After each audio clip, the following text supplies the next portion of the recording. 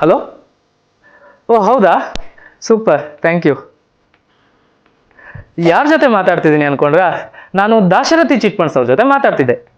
ಏನಪ್ಪ ವಿಷಯ ಅಂತಂದರೆ, ನಾನು ದಾಶರಥಿ ಚಿಟ್ ಫಂಡ್ಸಲ್ಲಿ ಚೀಟಿ ಹಾಕಿದ್ದೆ. ಯಾವುದೇ ಪ್ರಾಪರ್ಟಿ ಭದ್ರತೆ ಇಲ್ಲದೆ, ಚೆಕ್ ಸೆಕ್ಯೂರಿಟಿ ಇಲ್ಲದೆ, ಕೇವಲ 35 ನಿಮಿಷದಲ್ಲಿ ಚೀಟಿ ಹಣನ ಕೈ ಕೊಟ್ಟರು. ಎಷ್ಟು ಸುಲಭ ಅಲ್ವಾ? ನೀವು ದಾಶರಥಿ ಚಿಟ್ ಫಂಡ್ಸಲ್ಲಿ ಚೀಟಿ ಹಾಕಬೇಕಾ? ಹಾಗಾದರೆ ಹಿಂದೆ ಕರೆ ಮಾಡಿ ದಾಶರಥಿ ಚಿಟ್ ಫಂಡ್ಸ್ಗೆ.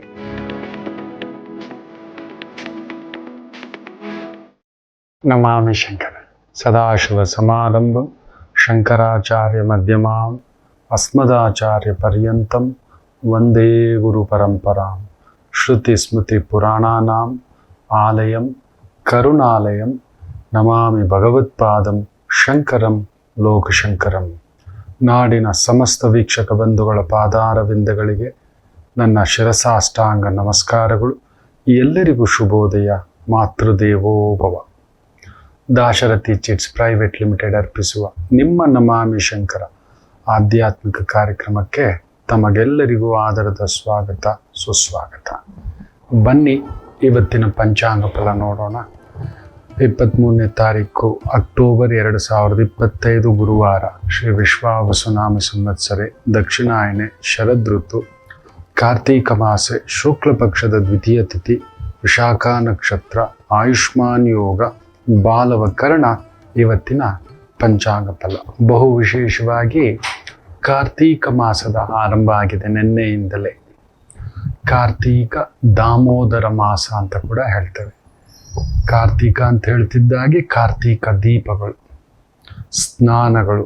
ಕಾವೇರಿ ಸ್ನಾನ ಕಾರ್ತೀಕ ಮಾಸದಲ್ಲಿ ಅತ್ಯಂತ ಶ್ರೇಷ್ಠವಾದ ಸ್ನಾನ.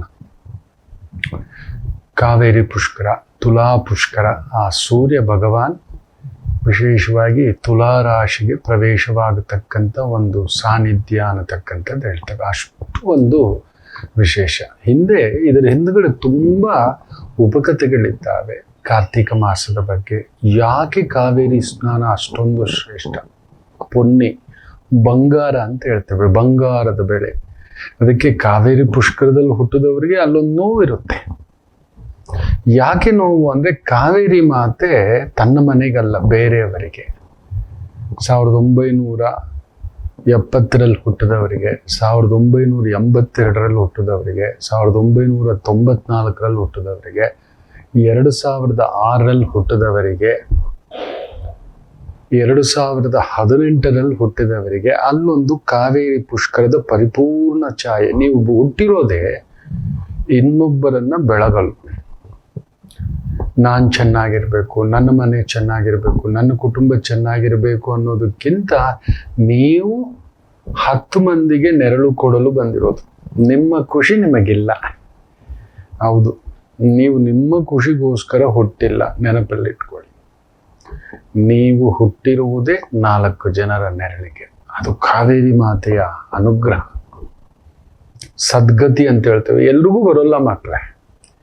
ನೋಡಿ, 3 ರೀತಿಯ ಜನ್ಮವನ್ನ ಭಗವಂತ ಕೊಡ್ತಾನೆ. ಭಗವಂತ ಒಂದು ತನಗೋಸ್ಕರ, ನಾನು ಚೆನ್ನಾಗಿದ್ದೇನೆ ಬೇಡ, ಯಾರು ಚೆನ್ನಾಗಿದ್ದಾರೋ ಇಲ್ಲವೋ ಅದೆಲ್ಲ ಬೇಡ, ನನ್ನ ಖುಷಿ, ನನ್ನ ಆನಂದ, ನನ್ನ ಕುಡಿತ, ನನ್ನ ಮೋಜು, ನನ್ನ ಮಸ್ತಿ, ನನ್ನ ಹೆಂಡತಿ, ನನ್ನ ಮಕ್ಕಳು, ಎವ್ರಿಥಿಂಗ್ ಇಸ್ ಮೀ ಅನ್ನುವುದ ಒಂದು ಜನ್ಮ. ಇನ್ನೊಂದು ಜನ್ಮವಿರುತ್ತೆ. ಹೌದು, ಇದು ನನಗೋಸ್ಕರ. ನಮಗನ್ಸುತ್ತೆ ಅವರನ್ನ ಸ್ವಾರ್ಥಿಗಳು, ಇದೇನೋ ಅವ್ರಿಗೆ ಬುದ್ಧಿ ಛಾಯೆ ಬರೋದಿಲ್ವಾ? ಹೌದು, ಭಗವಂತನ ಸೃಷ್ಟಿಯೇ ಹಾಗೆ. 3 ರೀತಿಯ ಸೃಷ್ಟಿ. ಅವನಿಗೋಸ್ಕರ ಮಾತ್ರ ಬದುಕ್ತಾನೆ. ಅವನಿಗೆ ಬೇರೆಯದ್ರ ಬಗ್ಗೆ ಯೋಚನೆ ಇಲ್ಲ. ಜನಗಳ ಬಗ್ಗೆ ಅಂತೂ ಇಲ್ಲವೇ ಇಲ್ಲ. ತನ್ನವರ ಬಗ್ಗೆ ಇಲ್ಲ. ತನ್ನ ಸುತ್ತ ಮುತ್ತ ಬಂಧು ಬಳಗ, ಅಣ್ಣ ತಮ್ಮ, ಅಕ್ಕ ತಂಗಿ, ಕುಟುಂಬ, ಸ್ನೇಹಿತರು, ಬಂಧುಗಳು, ಅವನ ಸೆಲ್ಫಿಶ್ ಇಲ್ಲ ಅಂತ ಕೂಡ ಮಾತಾಡ್ತಾರೆ. ಅವನು ಮಾತ್ರ ಸಖತ್ ಸೆಲ್ಫಿಶ್. ಅಮ್ಮ ಅಪ್ಪನ ದೂರ ಇಟ್ಬಿಟ್ಟ. ಹೆಂಡತಿಗೂ ನೋಡಲ್ಲ, ಕೆಲವರು ಮಕ್ಕಳಿಗೂ ನೋಡಲ್ಲ, ತಾನು ಕುಡ್ದ. ಗಂಡನಿಗೂ ನೋಡಲ್ಲ, ಮಕ್ಕಳಿಗೂ ನೋಡಲ್ಲ. ತನ್ನ ಸ್ವಾರ್ಥಕ್ಕೋಸ್ಕರ ಎದ್ದೋಗ್ಬಿಟ್ಲು. ಗಂಡನ್ನ ಬಿಟ್ರು, ಮಗಳನ್ನ ಬಿಟ್ರು, ಅಮ್ಮ ಅಪ್ಪನ ಬಿಟ್ಬಿಟ್ರು. ಈ ರೀತಿದ್ದೆಲ್ಲ ಹೇಳ್ತಾರೆ. ಅವನಷ್ಟು ಸ್ವಾರ್ಥಿ ಇಲ್ಲ ಕಣೋ ಅಂತ. 2ನೇ ರೀತಿಯ ಒಂದು ಸೃಷ್ಟಿ ಇದೆ. ನಮ್ಮವರು, ನನ್ನಮ್ಮ, ನನ್ನಪ್ಪ. ಕೆಲವನ್ನ ನೋಡಿ, ಇಲ್ಲ ಸರ್ ನನ್ನಮ್ಮ ಸರ್, ನನ್ನ ಹೆಂಡತಿ ಇದ್ದಾಳೆ ಸರ್, ನನ್ನ ಗಂಡ ಸರ್, ನನ್ನ ಮಕ್ಕಳು ಸರ್, ಅವರ ಆನಂದವಾಗಿರಬೇಕು ಸರ್. ಕುಟುಂಬಕ್ಕೋಸ್ಕರ ಏನು ತ್ಯಾಗ ಮಾಡೋಕ್ಕೂ ರೆಡಿ ಇರ್ತಾರೆ. ಕುಟುಂಬಕ್ಕೋಸ್ಕರ ಏನು ತ್ಯಾಗ ಮಾಡಲಿಕ್ಕೂ ಸರಿ ಇರ್ತಾರೆ. ಒಂದು ರೀತಿ ಕರ್ಣಂತರ ಎಲ್ಲ ಬಿಟ್ಟು ನನ್ನ ಮನೆ, ನನ್ನ ಕುಟುಂಬ ಅಷ್ಟೇ, ತನ್ನ ಬಗ್ಗೆ ಯೋಚನೆ ಮಾಡೋದೇ ಇಲ್ಲ. ಅವನು ದುಡಿದಿದ್ದೆಲ್ಲ ತನ್ನ ಸುತ್ತಮುತ್ತಲಿನವರನ್ನ ಖುಷಿಯಾಗಿಡ್ಲಿಕ್ಕೆ ಪ್ರಯತ್ನ ಮಾಡ್ತಾನೆ. ಎಂಥ ಅಳಿಮಯಪ್ಪ, ಎಂಥ ಮಗನಪ್ಪ, ಎಂಥ ಸೊಸೆನಪ್ಪ, ಎಂಥ ಮಗಳಪ್ಪ, ಎಂಥ ಅಣ್ಣಯ್ಯನಪ್ಪ, ಎಂಥ ತಾಯಿ ಹೃದಯನಪ್ಪ.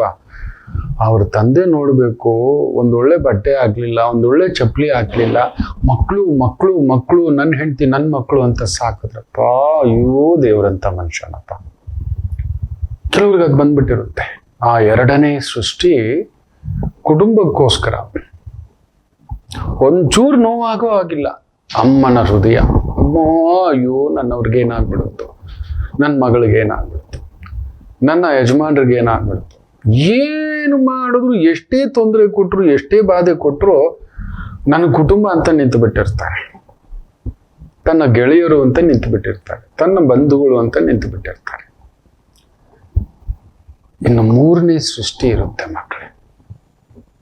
ಇದು ಬಲು ಅಪರೂಪದ ಸೃಷ್ಟಿ, ಅಪರೂಪದ ಸೃಷ್ಟಿ. ಎಲ್ಲರಿಗೂ ಸಿಗುವಂತ ಸೃಷ್ಟಿ ಅಲ್ಲ, ಎಲ್ಲರಿಗೂ ಸಿಗುವಂತ ಯೋಗ ಅಲ್ಲವೇ ಅಲ್ಲ. ಮಹಾಯೋಗ, ಸಾನ್ನಿಧ್ಯ ಯೋಗ, ಅದೊಂಥರ ದೇವತಾ ಯೋಗ ಅಂತ ಹೇಳ್ತವೆ. ಅದು ಲೋಕ ಸಮಸ್ತ ಸುಖಿನೋ ಭವಂತು. ತಮಗೋಸ್ಕರ ಏನು ಮಾಡ್ಕೊಳ್ಳಲ್ಲ. ನಾವು ಹೇಳ್ತಿರ್ತೇವೆ, ಊರಿಗೆ ಉಪಕಾರಿ ಮನೆಗೆ ಮಾರಿ ಗುರುಗಳೇ, ಅವನಾದ್ರೂ ತಿನ್ನ, ಅವನಾದ್ರೂ ಕುಡಿದ್ನಾ ಅಂತ ಹೇಳ್ತವೆ. ಇಲ್ಲ, ಹೋಗ್ಲಿ ತನ್ನವ್ರಿಗಾದ್ರೂ ಇಟ್ನಾ, ತನ್ನ ಹೆಂಡತಿ ಮಕ್ಕಳಿಗೆ ಅಂತ ಏನಾದ್ರೂ ಎತ್ತಿಟ್ನಾ, ಅವ್ರಿಗೂ ಏನಾದ್ರೂ ಇಲ್ಲ, ಇಡೋಗ್ ಬಿಡಲ್ಲ. ತಗೊಂಬರೋವಾಗಲೇ ಯಾರೋ ಸಿಕ್ಕಿದ್ರು ಅವ್ರಿಗೆ ಹಂಚಿ ಬಂದಿರ್ತಾನೆ, ಅವರಿಗೆ ಹಂಚಿ ಬಂದಿರ್ತಾನೆ, ಕೊಟ್ಟು ಬಂದಿರ್ತಾನೆ. ಅವನ ಹತ್ರ ಬರುವಷ್ಟರಲ್ಲಿ ದೇವರೊಂದು ಖರ್ಚನ್ನು ಇಟ್ಟುಬಿಟ್ಟಿರ್ತಾನೆ. 4 ಜನ ತನ್ನ ಸುತ್ತಮುತ್ತಲಿನವನ್ನೆಲ್ಲ ಚೆನ್ನಾಗಿಡ್ತಾನೆ.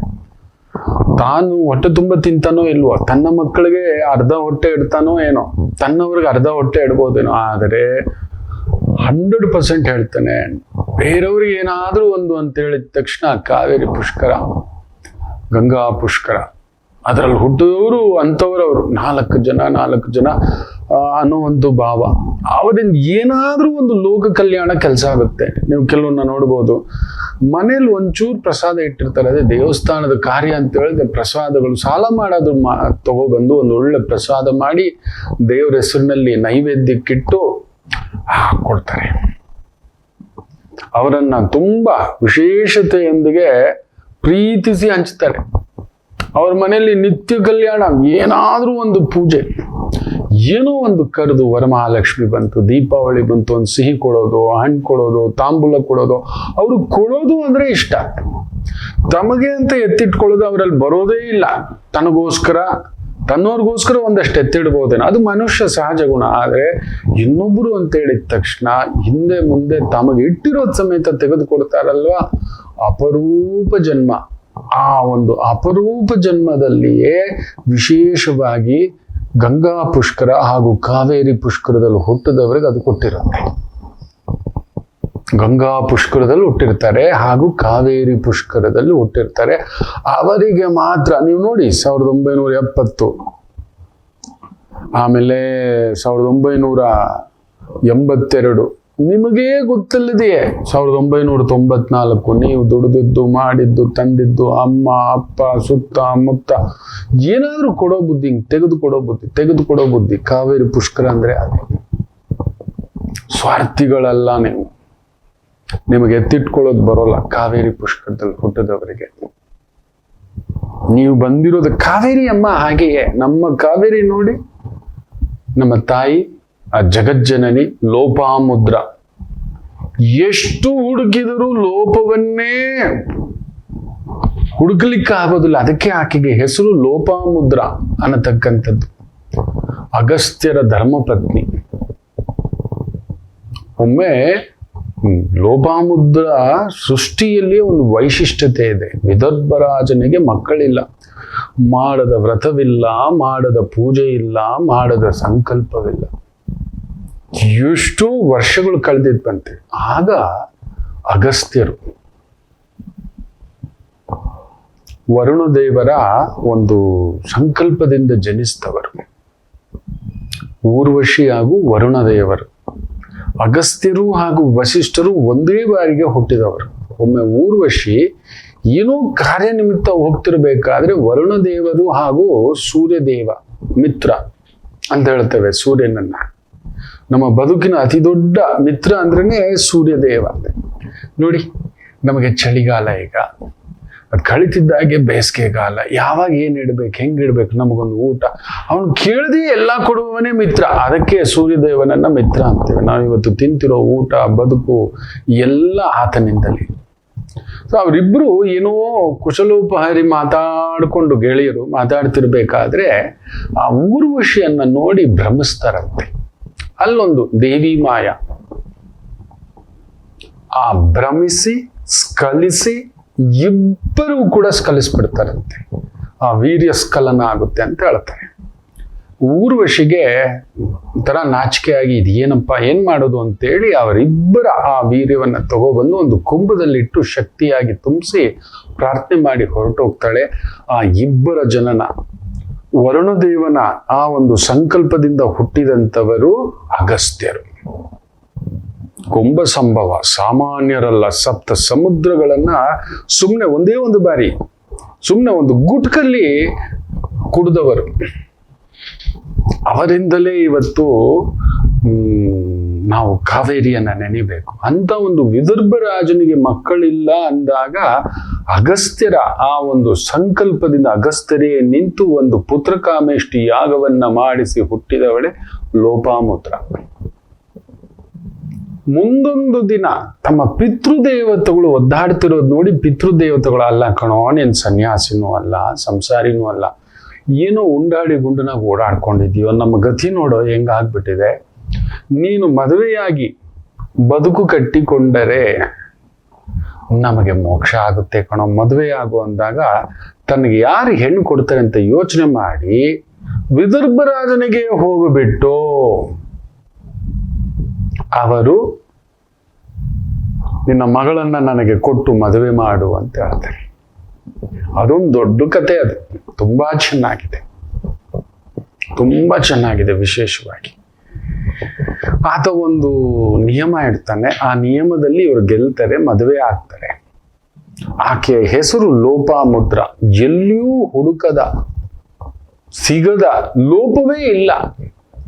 ನೋಡಿ, ನಮ್ಮ ಒಂದು ವೈದಿಕದಲ್ಲಿ ಹೆಸರುಗಳಿದಾವಲ್ವಾ, ಅದೊಂದು ಅದ್ಭುತ. ಅನಸೂಯಾದೇವಿ ಅಂತ ಹೇಳ್ತೇವಲ್ವಾ, ಅಸೂಯೆಯೇ ಒಂದು ಕಿಂಚಿತ್ತಿಲ್ಲದ ದೇವಿಯೇ ಅನಸೂಯಾದೇವಿ ಅಂತ ಅರ್ಥ. ಅಸೂಯವೇ ಇಲ್ಲ. ಒಂದೊಂದು ಹೆಸರಿನಲ್ಲಿಯೂ ಒಂದೊಂದು ವೈಶಿಷ್ಟ್ಯತೆ. ಇವತ್ತು ಇಡೋ ಹೆಸರುಗಳು ನೋಡ್ತಿದ್ರೆ ಏನೇನೋ ಹೆಸರಿಗೆ ಇಡ್ತಾರೆ, ಏನೇನೋ ಆ ಹೆಸರುಗಳಲ್ಲಿ ಆ ಒಂದು ಓಂಕಾರವೇ ಇಲ್ಲ. ಏನ್ ಮಾಡ್ಲಿ, ಇರ್ಲಿ. ನೋಡಿ, ಅಂಥ ಒಂದು ಲೋಪಾಮುದ್ರೆಯ ಪರಿಪೂರ್ಣ ಸ್ವರೂಪವೇ ಕಾವೇರಿ ತಾಯಿ. ಅದರ ಬಗ್ಗೆ ಇನ್ನಷ್ಟು ಈ ಒಂದು ಕಾರ್ತೀಕ ದಾಮೋದರ ಮಾಸದ ಈ ವೈಶಿಷ್ಟ್ಯತೆಗೆ, ಏನಕ್ಕೆ ಈ ಒಂದು ಕಾವೇರಿ ಪುಷ್ಕರಕ್ಕೆ ಅಷ್ಟೊಂದು ಒಂದು ಕೀರ್ತಿ, ಯಾಕೆ ಕಾವೇರಿಯಲ್ಲಿ ಸ್ನಾನ ಮಾಡಿದರ ಪುಣ್ಯ, ಮುಖ್ಯವಾಗಿ ಎಲ್ಲೂ ನಮ್ಮದೊಂದು ಪಾಪ ಜನ್ಮ. ನಮ್ಮಲ್ಲಿ ಯಾವಾಗಲೂ ಪಾಪ ಚಿಂತನೆಗಳು ಜಾಸ್ತಿ ಕಲಿಯುಗಕ್ಕೆ. ಯಾವಾಗಲೂ ಎಷ್ಟು ನಿಮ್ಮಿಂದ ದೋಚ್ಕೋಬೇಕು ನಾನು ಕಾಯ್ತಿರ್ತೇನೆ, ನಿಮ್ಮ ಪ್ರೀತಿನ ದೋಚ್ಕೊಳ್ಳಕ್ಕೆ. ನಿಮ್ಮ ಪ್ರೀತಿಯನ್ನು ದೋಚಿಕೊಳ್ಳಲು ಕಾಯುತ್ತಿರುತ್ತೇನೆ. ಸದಾ ಎಲ್ಲರೂ ಯಾವುದೋ ಒಂದು ಸ್ವಾರ್ಥ, ವಿಪರೀತ ಸ್ವಾರ್ಥ, ದುರಾಸೆಯ ಸ್ವಾರ್ಥ ಕಲಿಯುಗ. ಸದಾ ತಾನು ಮಾತ್ರ ಬದುಕಬೇಕು, ತಾನು ಮಾತ್ರ ಚೆನ್ನಾಗಿರಬೇಕು ಅನ್ನತಕ್ಕಂಥ ವಿಪರೀತ ಕೋರಿಕೆ. ಅಂತ ಒಂದು ತುಲಾ ಮಾಸದಲ್ಲಿ, ಅದರಲ್ಲೂ ಕಾರ್ತೀಕ ಮಾಸದಲ್ಲಿ ಈ ಪಾಪ ಚಿಂತನೆಯನ್ನು ಕಡಿಮೆ ಮಾಡಲು ವಿಶೇಷವಾಗಿ ಕಾರ್ತೀಕ ಮಾಸದಲ್ಲಿ ಅಮ್ಮನವರ ಸ್ನಾನ, ಆ ರಂಗನಾಥರ ದರ್ಶನ. ಎಲ್ಲೆಲ್ಲಿ ಕಾವೇರಿ ಹರಿಯುತ್ತಾಳೋ ಅಲ್ಲೆಲ್ಲ ರಂಗನಾಥರ ಕ್ಷೇತ್ರ. ಆದಿರಂಗ, ಮಧ್ಯರಂಗ, ಕೊನೆ ರಂಗ. ಅಮ್ಮನವರ ಆ ಪರಿಪೂರ್ಣ ಎಲ್ಲಿ ಕಾವೇರಿ ಆರಂಭವಾಗುತ್ತದೋ ದೊಡ್ಡದಾಗಿ ತಲಕಾವೇರಿಯಲ್ಲಿ ತೀರ್ಥೋದ್ಭವ. ಮೊನ್ನೆ ಎಲ್ಲ ಕೇಳಿರ್ತೀರಿ, ಹೌದಲ್ಲವರ? 18ನೇ ತಾರೀಕು ಅನ್ಕೋತಾನೆ ಹೆಚ್ಚು ಕಡಿಮೆ ಅಮ್ಮನವರ ಆ ಆಗಮನ, ತೀರ್ಥೋದ್ಭವ. ವಿಶೇಷವಾಗಿ ದೊಡ್ಡ ಕಡಲಿನ ತರ ಶ್ರೀರಂಗಪಟ್ಟಣ, ಆದಿರಂಗ, ಮೊದಲನೇ ರಂಗ, ಆರಂಭ ರಂಗ ಅಂತ ಹೇಳ್ತೇವೆ. ಅಲ್ಲೊಂದು ಸ್ನಾನ, ರಂಗನಾಥ, ರಂಗನಾಯಕಿ. ಅಲ್ಲಿಂದ ಆ ತಾಯಿ ಜಗನ್ಮಾತೆ ಮಧ್ಯರಂಗ. ನಿಮಗೆ ಮಳವಳ್ಳಿ ದಾಟದ ಮೇಲೆ ಆ ಶಿವನ ಸಮುದ್ರ ಬರುತ್ತಲ್ವಾ, ಅಲ್ಲಿ ನೋಡ್ಬೇಕು ಆ ತಾಯಿ ಎರಡು ಕವಲಾಗಿ ಕದಲ್ತಾಳೆ. ಒಂದು ಭಾಗ ತಮಿಳ್ನಾಡು, ಒಂದು ಭಾಗ ಕರ್ನಾಟಕಕ್ಕೆ. ದೊಡ್ಡ ಭಾಗವೇ ತಮಿಳ್ನಾಡಿಗೆ ಹೋಗೋದು. 18 ಡಿಸ್ಟಿಕ್ಗೆ ಜಗನ್ಮಾತೆ ನೀರು ಉಣಿಸೋದು ಅಂದ್ರೆ ಅವ್ರು ಇನ್ನೇನಂತಾರೆ, ಪುಣ್ಯ ಅನ್ನದೆ, ಬಂಗಾರ ಅಂತಾರೆ. ನೀವು ನೋಡ್ಬೇಕು ಅಲ್ಲಿನ ರೈತರುಗಳು. ನಮ್ಮ ಕಾವೇರಿ ಹರಿಯೋ ಒಂದು ತೀರದಲ್ಲಿ ನಮ್ಮ ರೈತರುಗಳು ಕಾಲಿಗೆ ಚಪ್ಪಲಿ ಬಿಟ್ಟು ಹಿಂಗೆ ನಿಲ್ತಾರೆ. ನಾವಿವತ್ತು ಎಷ್ಟು ಕೇವಲವಾಗಿ ನಡೆಸ್ಕೋತೇವೆ. ಪುಣ್ಯ ನದಿಯಪ್ಪ, ಪುಣ್ಯ ನದಿ. ಇದಕ್ಕೆ ಮೀರಿದ್ದಿಲ್ಲ. ಕಾರ್ತೀಕ ಮಾಸದಲ್ಲಿ ಕಾವೇರಿ ನದಿ ಸ್ನಾನ ಅಷ್ಟು ವಿಶೇಷತೆ. ಮಧ್ಯರಂಗ, ಅಲ್ಲಿ ತನ್ನ ಒಡಲನ್ನ ನೀನು ಬದುಕು ಅಂತ. ಅಲ್ಲಿ ತಮಿಳ್ನಾಡಿಗೆ, ನಮಗೆ ಬರೀ 3 ಡಿಸ್ಟಿಕ್ಕು, ಅವರಿಗೆ 18 ಡಿಸ್ಟಿಕ್ಕು. ಅಲ್ಲಿಂದ ಕಟ್ಟ ಕಡೆಯದಾಗಿ ಅರಬ್ಬಿ ಸಮುದ್ರ ಸೇರುವಂತ ತೀರದ ಹತ್ತಿರ ತಿರುಚಿನಾಪಳ್ಳಿ, ತಿರುಚಿ ಶ್ರೀರಂಗಂ, ಕೊನೆ ರಂಗ ಅಂತಕ್ಕಂಥದ್ದು ಹೇಳ್ತಾರೆ. ಅಲ್ಲಿ ಅಮ್ಮ ಕಾವೇರಿ ತಾಯಿ ಹೋಗಿ ಸೇರ್ತಾಳೆ. ಸೊ ನೋಡಿ, ಅಲ್ಲೂ ಒಂದು ರಂಗನಾಥ ಇದೆ. ಕೊನೆ ರಂಗ, ಆದಿರಂಗ, ಮಧ್ಯರಂಗ, ಕೊನೆ ರಂಗ ಅನ್ನತಕ್ಕಂಥದ್ದು. ಅಂತ ಒಂದು ಪುಣ್ಯ ಪ್ರದವಾಗಿರತಕ್ಕಂಥ ನದಿ ನಮ್ಮ ತಾಯಿ ಕಾವೇರಿ. ಅಂದ್ರೆ ನಾವು ಅಷ್ಟು ಗರ್ವ ಪಡಬೇಕು. ಹೇಗೆ ಗಂಗಾ ಆರತಿ ಮಾಡ್ತಾರೋ ನಮ್ಮ ಘನ ಸರ್ಕಾರಗಳು ಇವತ್ತು ಕಾವೇರಿ ಆರತಿ ಮಾಡ್ತಿದ್ದಾರೆ. ನಿಜವಾಗ್ಲೂ ನಿಮಗೆ ಕೋಟಿ ಜನ್ಮಗಳ ಪುಣ್ಯ ಸಿಗಲಪ್ಪ.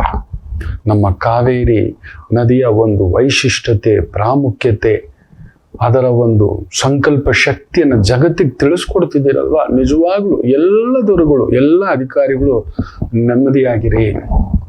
ಈ ಸಂದರ್ಭದಲ್ಲೇ ವೈರಮುಡಿ, ಅಷ್ಟತೀರ್ಥ, ವಿಶೇಷವಾಗಿರತಕ್ಕಂಥ ಒಂದು ಪೂಜಾ ಸಂಕಲ್ಪಗಳೆಲ್ಲ ಇದಾವೆ. ಮೇಲುಕೋಟೆಯಲ್ಲೂ ಒಂದು ವೈಶಿಷ್ಟ್ಯತೆ ನಡೆಯುತ್ತೆ.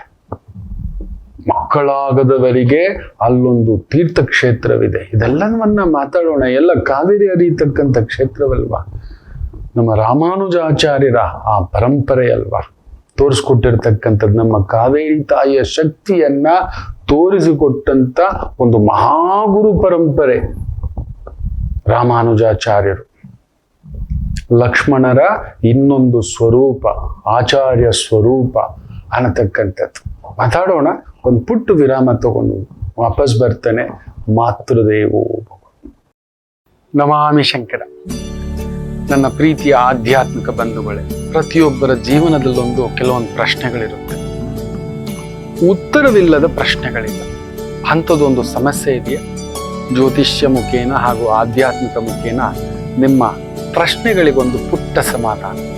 ಈ ಕೂಡಲೇ ಕೆಳಗಿನ ಸಂಖ್ಯೆಗೆ ಕರೆ ಮಾಡಿ, ಇಲ್ಲವೇ ವಾಟ್ಸಪ್ ಮಾಡಿ, ಹಾಗೂ ನಮ್ಮ ನಮಾಮಿ ಶಂಕರ ಯೂಟ್ಯೂಬ್ ಚಾನೆಲ್ ಮುಖಾಂತರವೂ ಕೂಡ ಸರಳ ಪರಿಹಾರವನ್ನು ತಾವು ವೀಕ್ಷಿಸಿ ಹಾಗೂ ಪಡೆಯಬಹುದು. ನಮಾಮಿ ಶಂಕರ.